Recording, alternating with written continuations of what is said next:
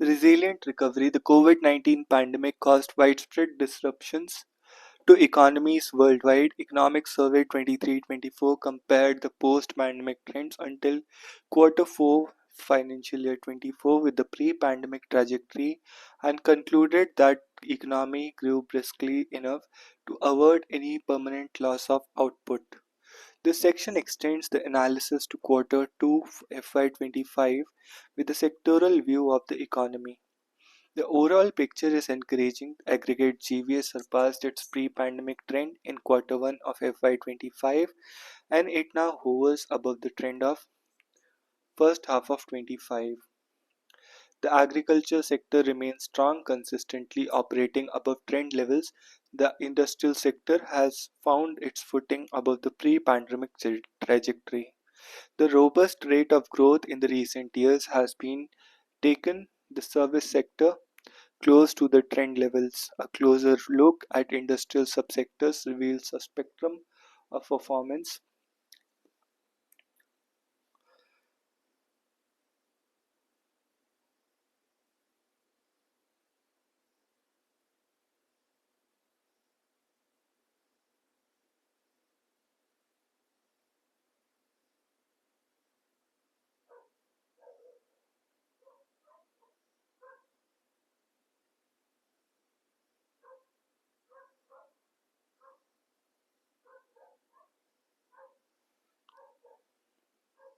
A closer look at Indian industrial subsectors reveal a spectrum of performance. Construction has been standout, gaining momentum since FY21 and soaring approximately 15% above its pre-pandemic trend, an impressive feat driven by robust infrastructure development and housing demand.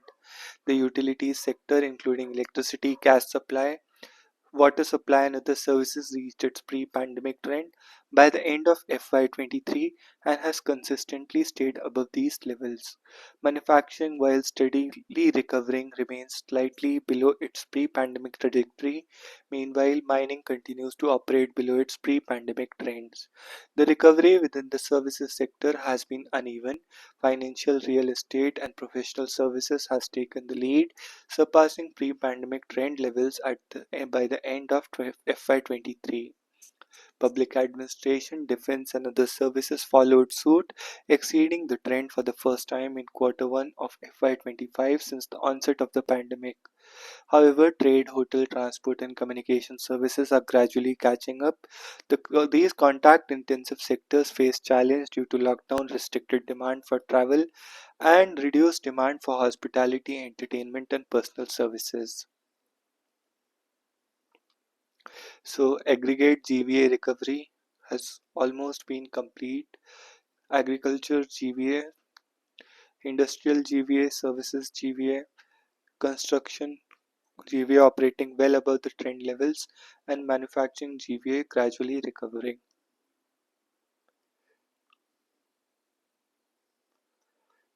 Uneven recovery within the services sector. For example, blue line is trade, transport, hotel, communication, and services related to broadcasting. Growth in first half of FY25 driven by agriculture and services sector. The real GVA grew by 6.2% in first half of 25. The strong growth momentum in quarter 1 was followed by subdued performance in quarter 2 of FY25. However, the overall growth was tempered by moderation in industrial growth, particularly in manufacturing, which faced challenges from slowing global demand and supply chain disruptions.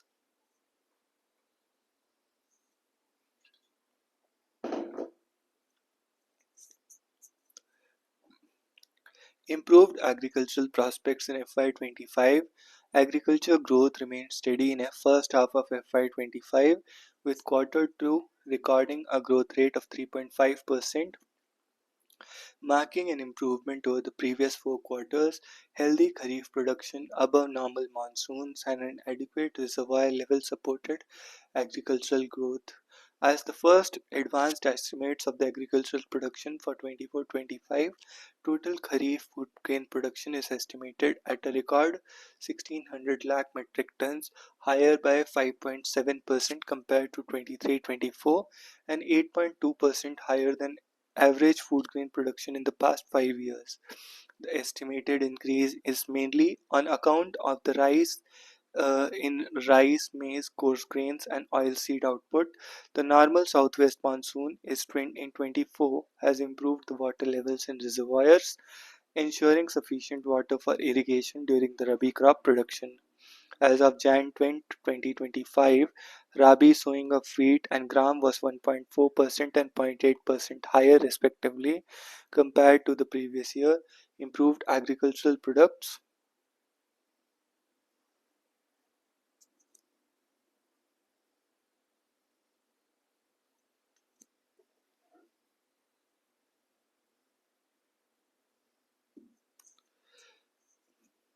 Improved agricultural prospects also bode well for softening of food inflation.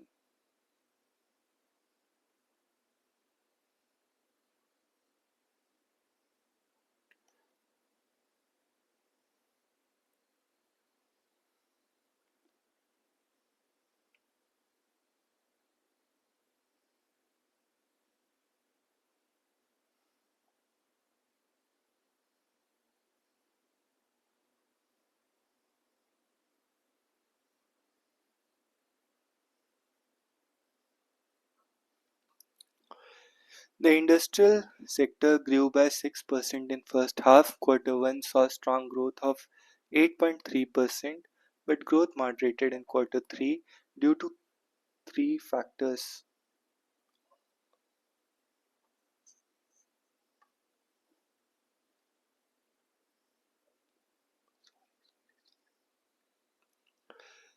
First, manufacturing exports slowed significantly due to weak demand from destination countries and aggressive trade and industrial policies in major trading nations. Second, the above average monsoon has mixed efforts.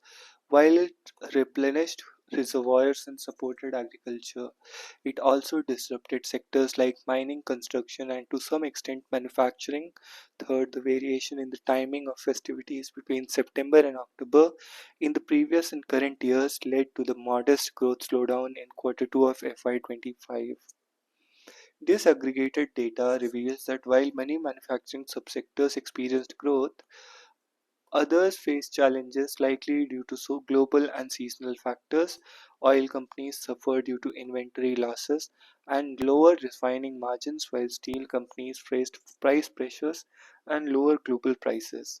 Cement sectors faced weak demand in quarter 2 due to heavy rains and lower selling prices.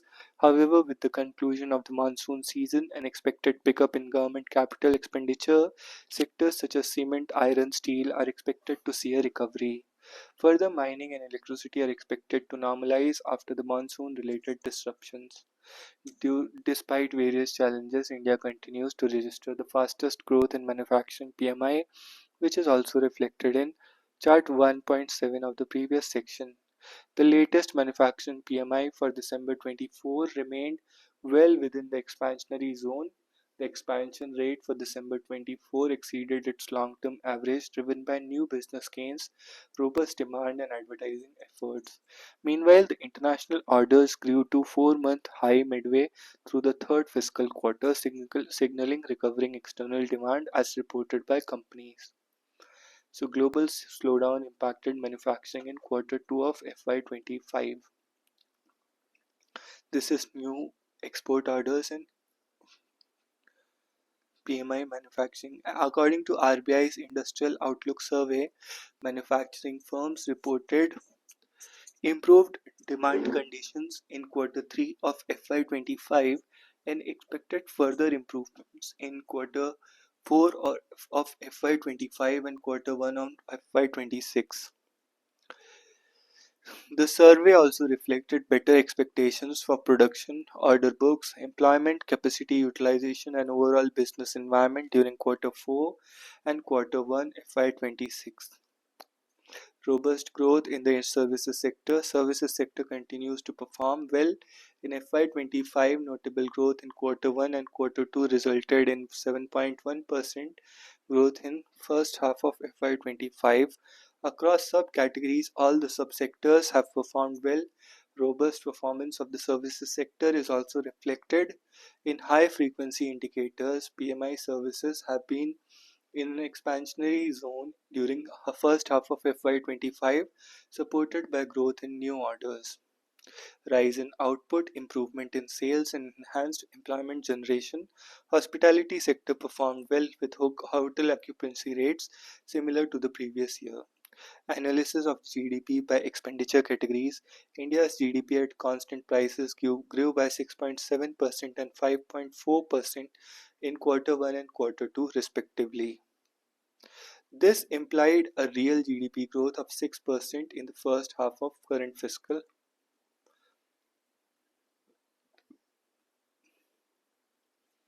GDP growth in first half 6%, highest share of private consumption across all sectors. From a demand perspective, private final consumption expenditure growing by 6 is firmed up in first half, growing by 6.7% year on year, while national accounts data is not disaggregated by geography. Indicators such as two-wheeler, three-wheeler sales and tractors signal that rural demand contributed to private consumption growth. This is also reflected in January 20 round of NABARD Rural Economic Conditions and Sentiment Survey. The impulse from rural demand is expected to continue in the second half of the fiscal year, with the returns from bumper Kharif crop and higher MSP for prospectively good Rabi crop. Indicators of urban demand present mixed trends. The moderation in real GDP growth can be traced to softening of growth in the gross fixed capital formation from 10% in first half to 6.4% in FY25. Quarter 1 witnessed slowdown in capital expenditure across different levels of the government on account of conduct of general elections. Private sector investment growth may have remained subdued thus far in FY25 on account of domestic political timetable, global uncertainties, and overcapacities. So, gross final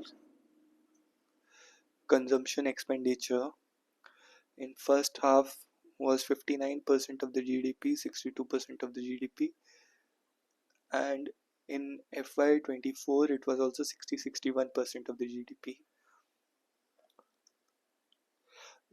private final consumption expenditure दिक्कत किसका हो रहा है जैसे gross fixed government final capital expenditure gross fixed capital formation का दिक्कत हो रहा है ना तो ये भी तो 31 ही रिपोर्ट किया है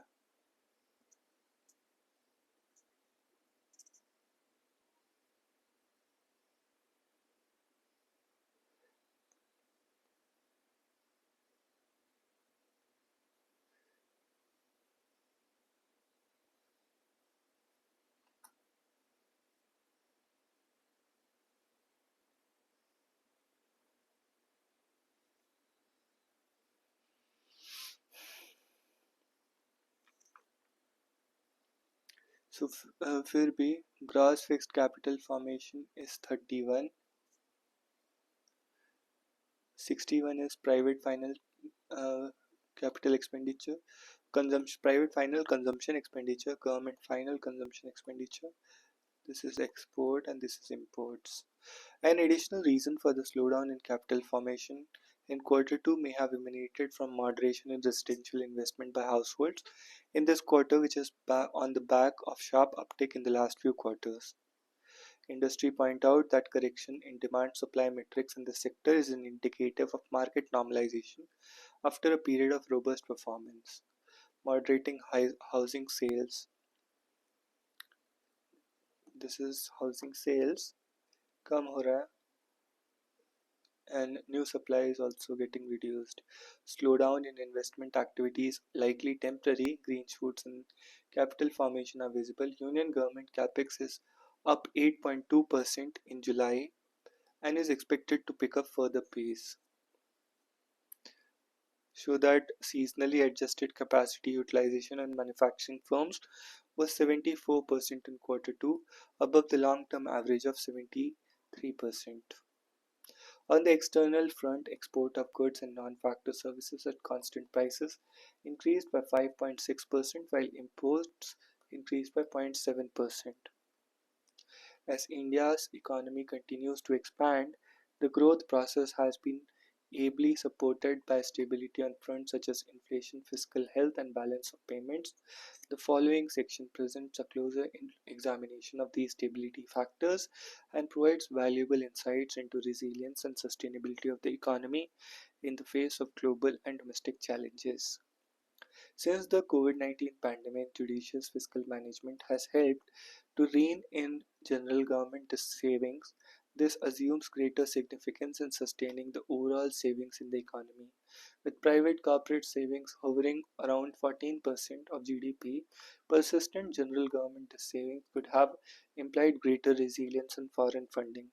Prudent fiscal management in the last 4 years kept the overall savings investment gap from widening and ensured comfortable financing of the current account deficit, even though household savings rate moderated.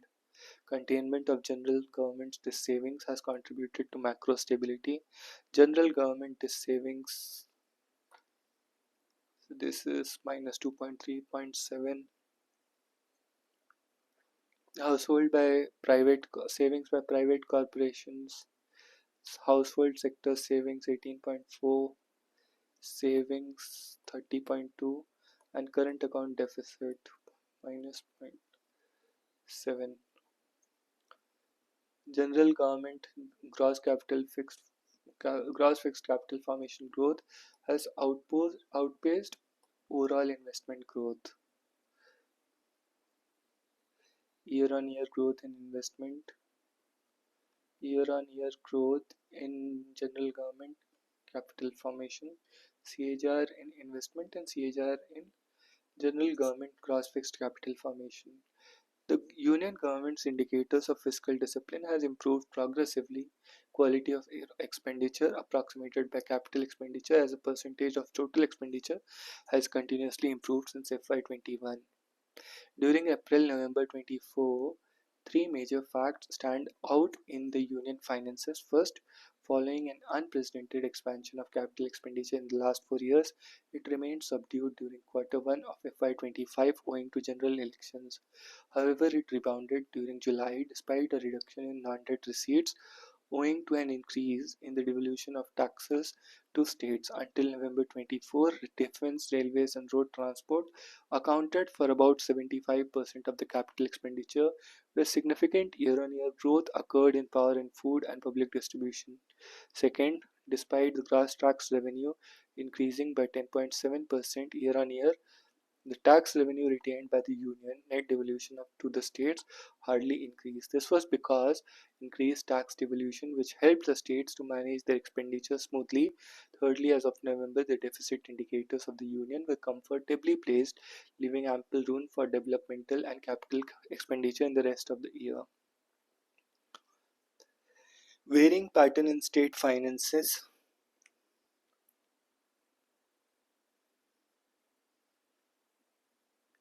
However, the overall tax revenue position of the state government appears better as of November because of increased tax devolution by the union. Among the state's specific taxes, stamps, registration, sales tax, state excise duties, and other duties have registered positive growth, where land revenue declined for states as a collective. For 15 states, OTR accounted for more than half of their total tax receipts. Other taxes and duties. ये OTR क्या है? Own tax revenue, I guess.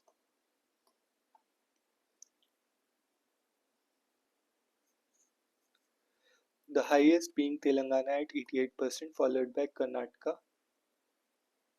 and Haryana at 86% each. Further, states with higher ratio of their own revenue receipts (ORR)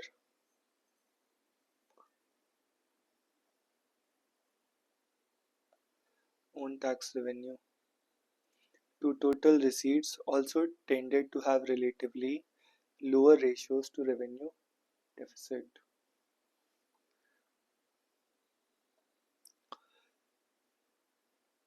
For 23 states, GST was the main source of revenue among own revenue receipts, with greatest reliance thereon by Manipur and Nagaland at 78 and 72%. States garnering the highest shares in respective ORRs with respect to stamps and registration sales, state excise duties uh, were Maharashtra, Tamil Nadu, West Bengal respectively. Odisha exhibited highest tax share of non-tax revenue in own revenue receipts at 49%. The revenue expenditure of the states grew at 12% during April to November, with subsidies and committed liabilities registering a growth of 25% and 10% respectively. With expenditure and capital account for states declining by 5.6%, total expenditure grew by 9.5%. However, 11 states witnessed an increase in capex. If in the quality of expenditure measured by the capital outlay as a percentage of revenue expenditure, states exhibited considerable variation. In April to November 24, 11 states maintained revenue surplus. Chart shows that revenue surplus or lower revenue deficit is correlated with higher capital expenditure. Inflation, combination of low and stable core inflation with volatile food prices. Retail headline inflation as measured by the change in CPI has softened from 5.4% in FY24 to 4.9% in April-December 24.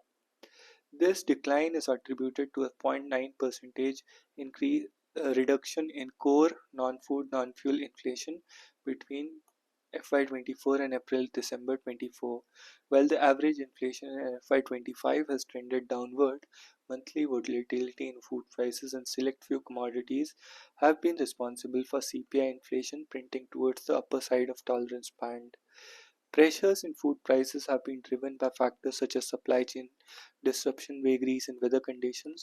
Food inflation measured by Consumer Food Price Index has increased from 7.5% to 8.4%, primarily driven by few food items such as vegetables and pulses.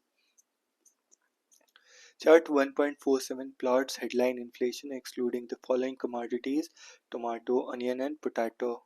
These commodities together constitute 2.2% of CPI basket.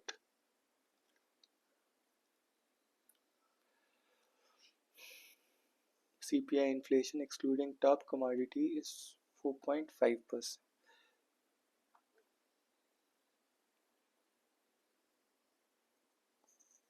and CPI inflation is well above 8%.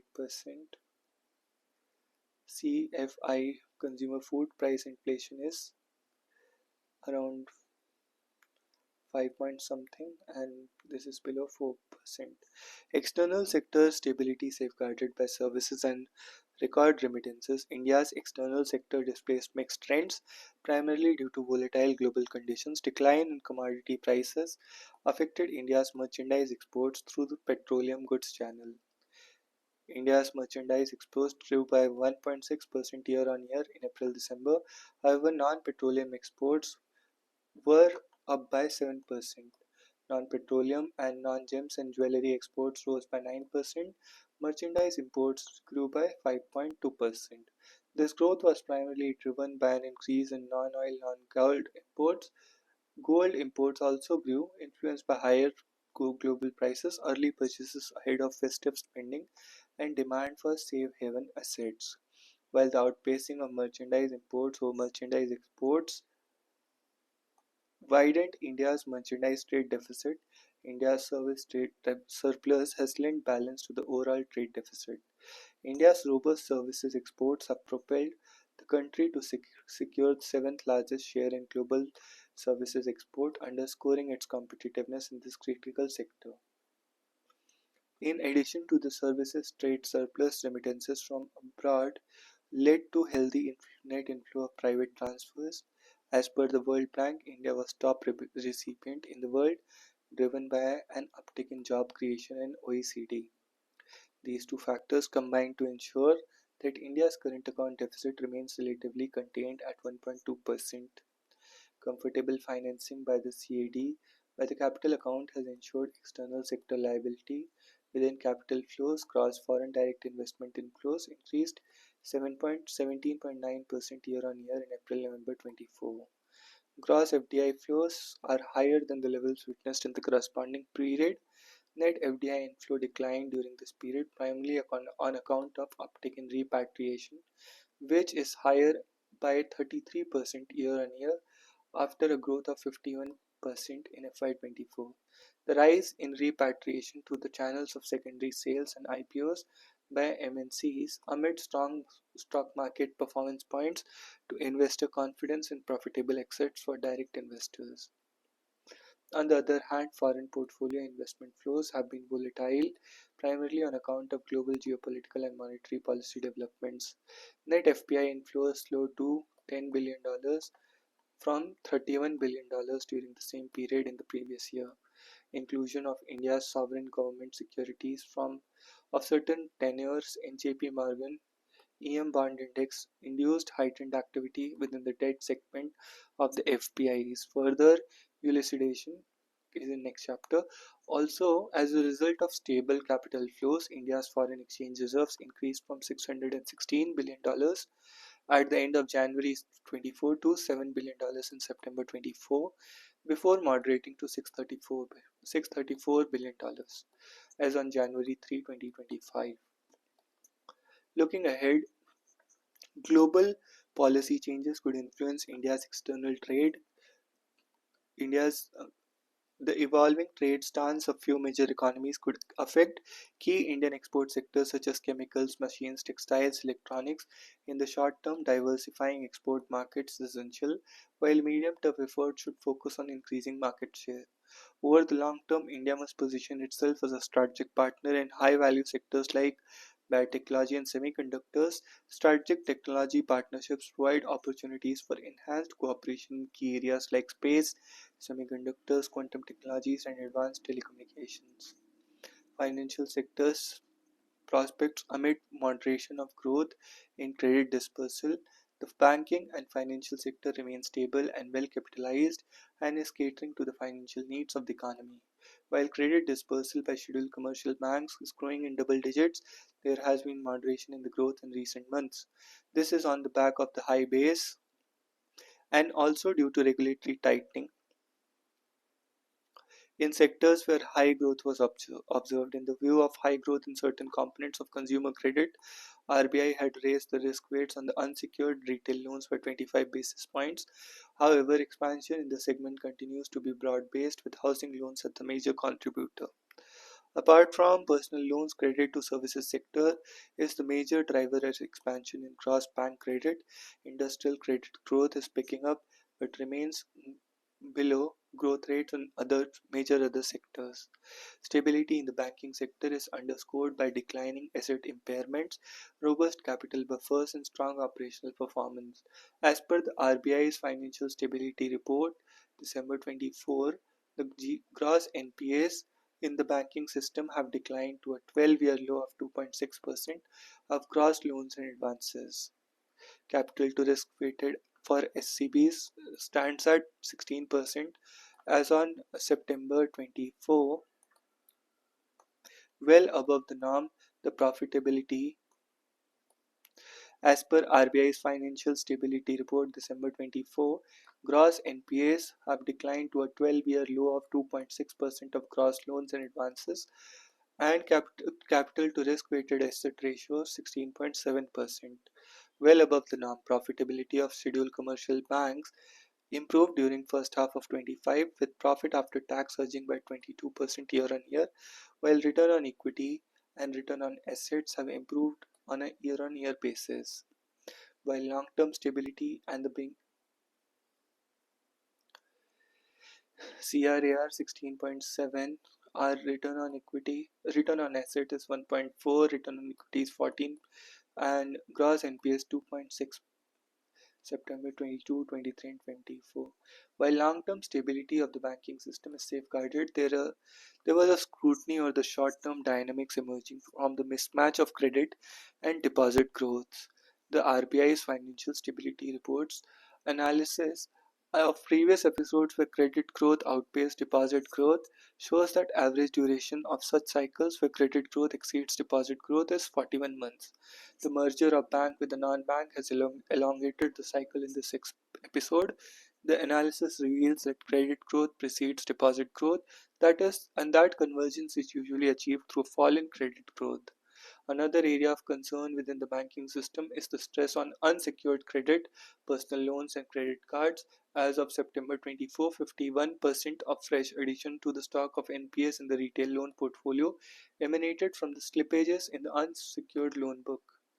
RBI's FSR notes that nearly half of borrowers with credit card and personal loans also have another active retail loan, often substantial, such as housing or vehicle loan. When a borrower defaults on any loan category, financial institutions classify all loans of that borrower as non-performing. Hence, the larger secured loans face delinquency risk due to their defaults in the smaller personal loans. Apart from active monitoring of the banking system, there is a need to be cautious regarding developments in the Indian and global stock markets. While the Indian financial sector shows resilience, international market conditions may have influence on India. Any correction in the US stock market could have implications for global markets. Employment trends. India's labor market growth in recent years has been supported by post pandemic recovery and increased formalization. As per 23-24 annual periodic labor force survey report, unemployment rate for individuals aged 15 years and above has steadily declined from 6% 2018 to 17-18 to 3.2%. Labor force participation rate and worker population ratio have increased. In quarter 2 FY25, urban employment rate for people aged 15 years and above improved slightly to 6.4% compared to 6.6%. Both LFPR and worker population ratio also increased during this period. So unemployment rate 6% से 3.2% हो गया. Labor force participation rate have also increased. Labor force participation rate has went up to 60.1% and worker population ratio 58.2%. Formal sector has seen significant growth with net EPFO subscriptions more than doubling from 61 lakh to 131 lakh. In April-November, net additions reached 95 lakh, driven largely by youth.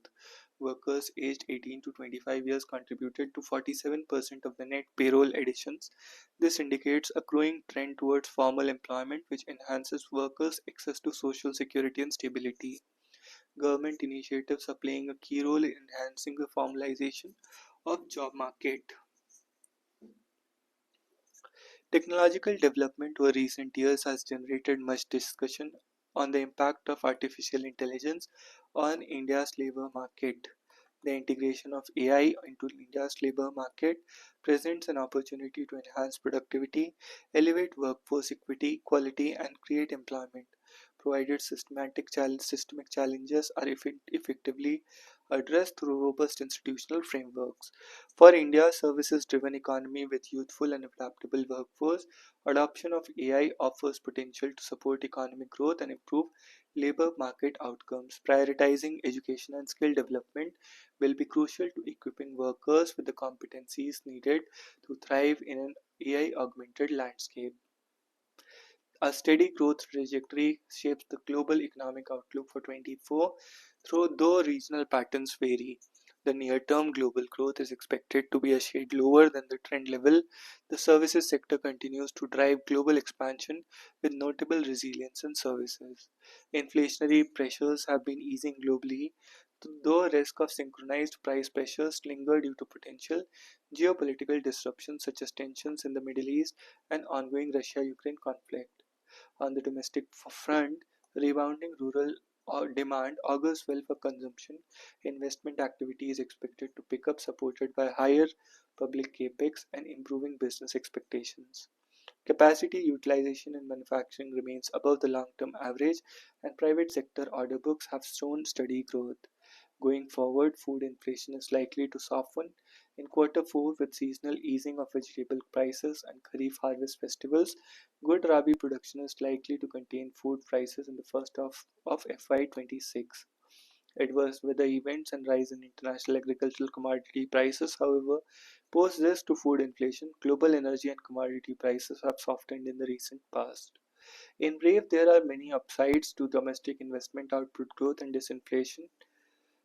There are equally strong, prominent extraneous downsides too. Nonetheless, the fundamentals of the domestic economy remain robust, with strong external account, calibrated fiscal consolidation, and stable private consumption. On balance of these considerations, we have expect that growth in financial year 26 would be 6.3 and 6.8%. Navigating global headwinds will require strategic and prudent policy management and reinforcing domestic fundamentals. Budget 24-25 laid out a multi-sectoral policy agenda for the sustained global growth push. In this context, Chapter 5 elaborates on the need for deregulation and reforms at the grassroots level to improve the overall competitiveness of the economy to lift trend growth rates, supporting higher levels of economic activity. So that's all. See you in the next one.